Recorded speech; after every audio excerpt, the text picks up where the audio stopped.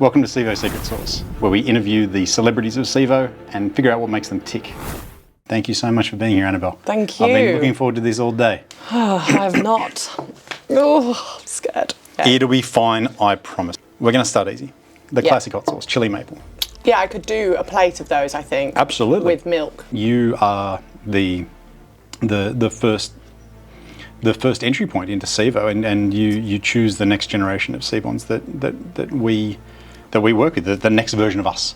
How do you deal with the challenge of people like me to recruit and work with and manage? And not specifically me, but how do you deal with the prima donnas, the special cases? Yes, and thankfully in tech, I found that there's not that many stories of prima donnas, I would say. I think tech people are generally quite humble. And really part of my role, and to be honest, I think the first thing about any sales role, and recruitment included in that, is understanding what the person wants. And one thing that I think is transparent, we're very transparent through the whole recruitment process, from the minute you speak to me, through the moment you speak to Resh, to the moment we're offering and negotiating with people. So I try and dive into that because, and I'll be honest, if somebody's after, wanting to start, New Zealand branch, we're not that place for them. We want to take on people who we can actually develop and support. And I think that honesty and transparency is why by the time we get to offer stage with Resh, it's generally we're in a pretty good position that we know that this person, we're perfect for them to get their career going with the direction they want, and we know that they're perfect for us to help us get the business to where we want. So the second one is at the middle at the bottom there, that's this one, the Banji Ranch. Yeah, this looks nice.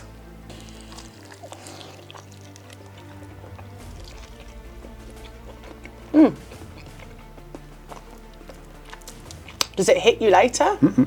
Because this seems less spicy than that one. So across the career development of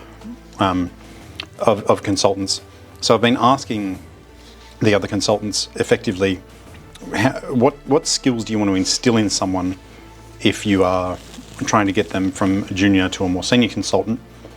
I'm keen to know from the other side in that, what skills are you looking specifically to hire for in a junior compared to a senior consultant? Like at what point do you make that kind of split?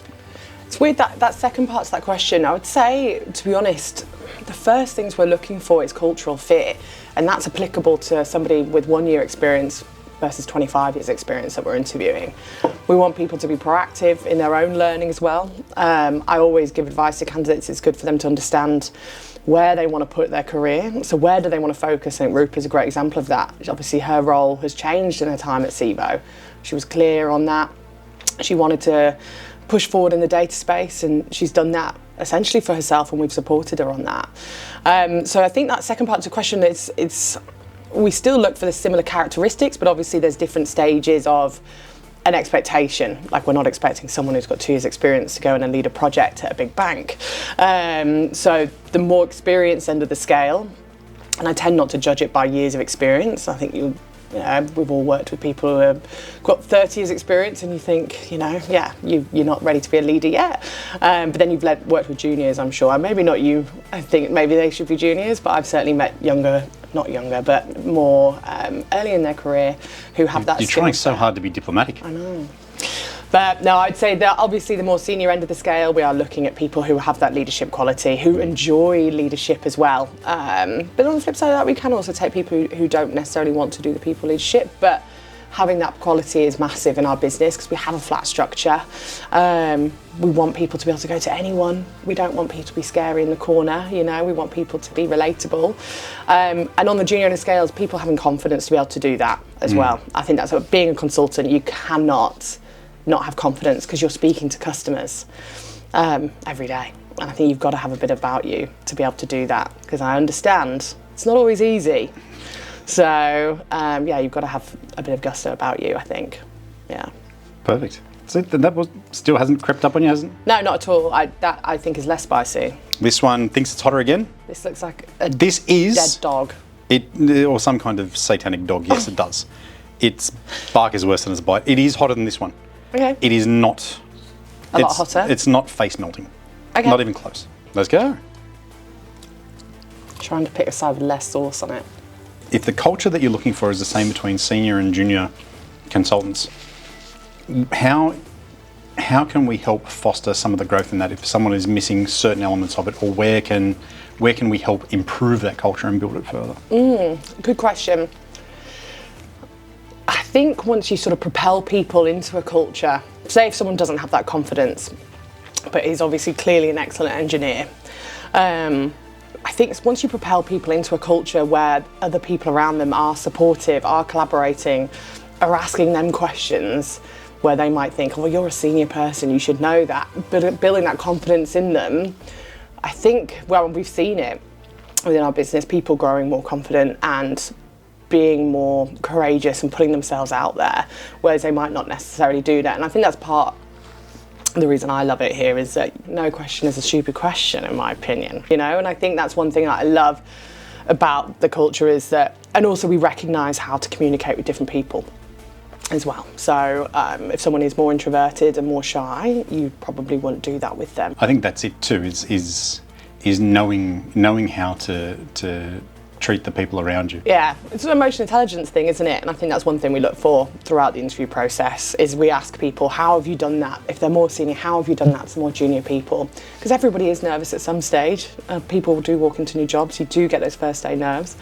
And on the flip side of that, if they're more junior, how have you built your confidence within a business as well? So yeah, I truly believe one of the good things that I love about here is people throw you in at the deep end, but there are people there around you to catch you so you don't sink. And I think that's one thing that is brilliant. My lips are going. All right, well, that was Cadeo. Right, the dead dog is gone. The dead dog is gone. This is a much more party-oriented. Los Calientes. Oh, trying not to touch my face. This is delicious. Mm-hmm. Right, let's just keep going, because I think I'm feeling confident. You're doing great so far. It smells spicy. It smells like a good curry though. It does smell like a good curry, and I do like curry. There's a lot of sauce on mine. I feel I like got a ton of mine too. I don't know what I did wrong, but... Don't believe that. Spicier.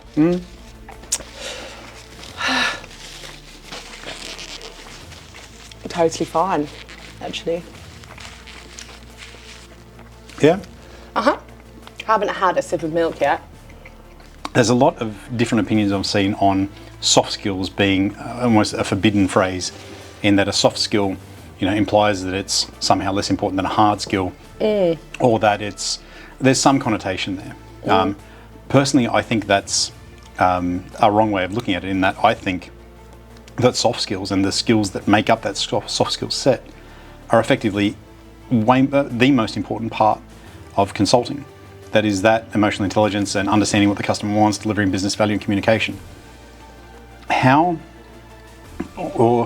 What's your process that you go through when trying to interview people to determine where they're at in their emotional intelligence, or what kind of scenarios do you give them to try and to really test them to see if they're just answering the question or if they're truly... It's an interesting one, because it's just this, people try and overcomplicate this, I think, quite a bit, and it genuinely is just having human conversations. So most of the time I will just ask people about their own life, the dynamics of what they do at the weekend, and you get so much from that. And if it's a one-word answer, you think, right, this is going to be a long interview. Whereas if someone's quite open with that and then engages back, honestly, just those small details just reflects so much on someone's interpersonal skills and those traditional soft skills that you're talking about. It really does come back to, as well, how they structure their responses to your questions. You always notice it. I always think when you're doing face-to-face interviews and someone's doing this, yeah. They're not listening to a word you're saying. They're just trying to make you look like they know what you're going on about. Generally, those people, when you actually get into the weeds of it, are generally not suitable for a consultancy-based role. What do you do to get down into the weeds of it? Keep digging. It's honestly, people try and overcomplicate this, but we always say this, and I always say this to my team, one of the best recruitment tips I always asked was, keep asking why like a child. Why does that interest you? Why do you want to get into data engineering? Why AWS? Why cloud? And you really start to uncover people's true motivations, true interests, and then we can match to them or say, nah, what you're really interested in, genuinely want to do, we can't offer you at this stage, which is fine. Not everyone's going to be right for us, just the same as we're not going to be right for everyone else. Just keep asking questions, get the person talking, get them feeling comfortable, and then, because people are always nervous when they speak to us, always. So, yeah, uncovering that basically and making them realise we are human and we are nice and we have good intentions. Yeah, that one was hot. Torchbearer sauces. Let's do it. This smells spicy. This one is building rapidly.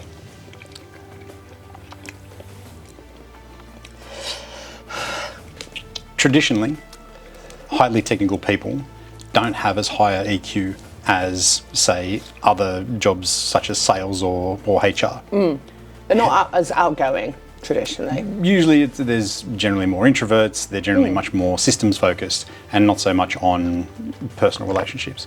It's not always the rule, but it is pretty common. How do you go about actually extracting how people feel about what they want to do when it might not be clear even to them that that's what they want to do?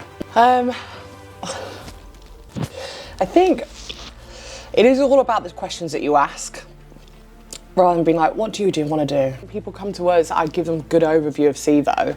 I'm talking for the first sort of 5-10 minutes and trying to get them to feel comfortable, give them a good idea of who we are. By the time we get to the point where we're asking them, they're like, well, hang on, what you've just described sounds quite good and probably quite in line with what I want. Whereas if I was just straight away ask you, what do you want? I don't know. Yeah, you're like, well, what do you... What have a you lot got? of time people Yeah. say, well, what do you guys do? Tell me more, you know? So it gets people feeling comfortable. And I suppose as well, it's, you know, it's... And again, it really does come back to the people who aren't able to articulate what they're looking for, articulate what they're passionate about. We look for those soft skills. I love the phrase soft skills. We do look for those. We want people to be able to walk in and host a huddle and talk about what they're passionate about. We want people to, you know, and that doesn't have to be technical. You know, we've got people who talk about electric cars. We've got people who talk about stocks and shares. We've got music, you know, it can be anything. But it's having that ability to demonstrate that passion. And you need to have that passion, you know, to be successful in a consultant. Well, in any role, I think, doesn't matter if it's IT, sales, marketing in our business, having that drive and ability to engage with another person, showing that personality, showing that side of you, because then naturally you're going to do that with customers and then you're going to be in a great situation to build relationships, get support when you need it, get more from the customer, get clarity from them. I think it just really comes from that one pillar, really. So you're good with spice. You've got this second wind. You're confident.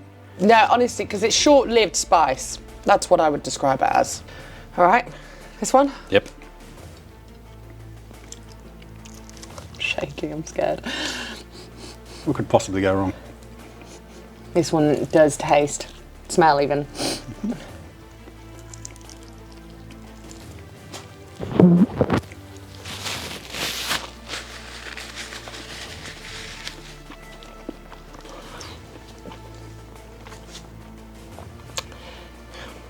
It's sweet, really sweet.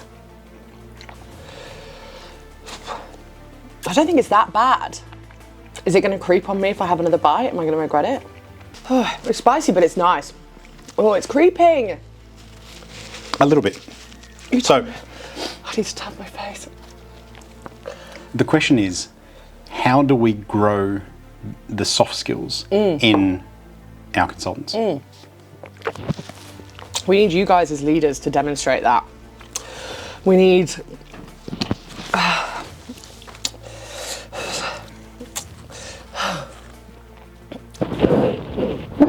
There's no way I'm going to be able to do that next one. Don't worry about that for now. Just-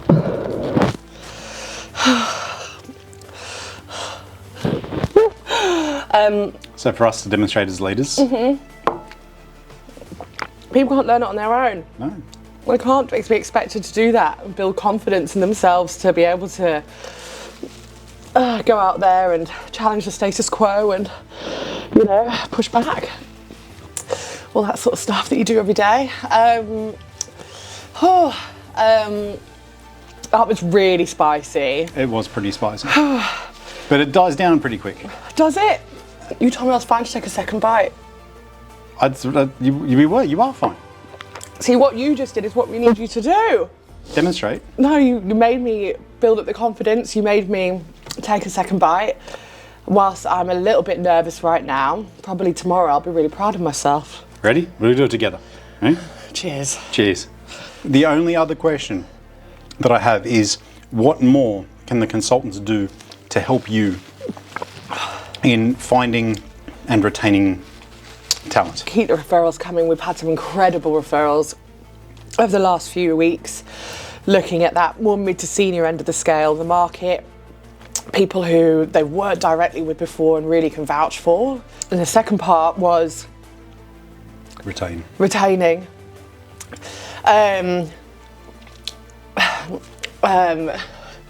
talent is helping people in the business, being there for them on projects, arranging lunches together, going drinks, maybe even stuff like this in the future. If you see someone's joined, or if you're thinking, God, that person joined a while ago, I've never seen them, I've never heard from them, ping them on Slack, like, mate, let's go for a coffee when we're in the office.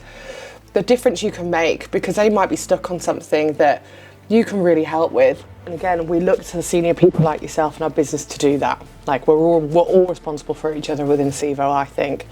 We've got to be there for each other when we have hard projects, but also on the flip side, when we have really successful projects, which obviously have happened quite a lot recently. Like this? Celebrate it. So absolutely, shout them out in the huddles, nominate them for awards. Talk today about what external industry awards we can nominate people for. Like, the recognition it makes people feel incredible, and particularly when it's done from someone that they didn't think would do it. Well, congratulations, and thank you very much. Oh, thank you. This has been one of my favourite interviews.